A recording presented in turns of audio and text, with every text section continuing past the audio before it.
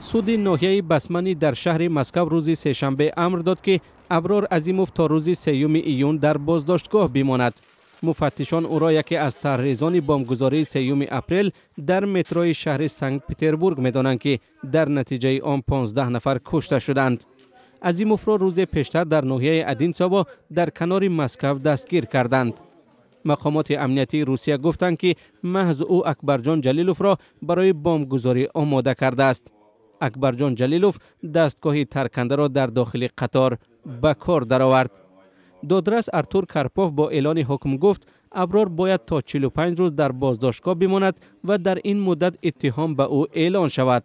در عکس حال او را آزاد می‌کنند.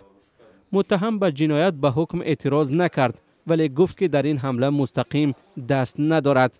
عظیموف گفته است من در آن دست دارم ولی نمی‌دانستم که در اجرای یک عمل تروریستی کمک می‌کنم. به من امر دادند و من اجرا کردم. دادرس به او اجازه نداد جزئیات را بگوید زیرا او گفت ابرار را اینجا برای بازپرسی نآوردند. به گفته FSB خدمات فدرالی امنیتی روسیه ابرار عظیموف سال 1992 در شهر جلال آباد قرقیزستان زاده شده است ولی شهروندی روسیه را دارد. زن و فرزند هم داشته است.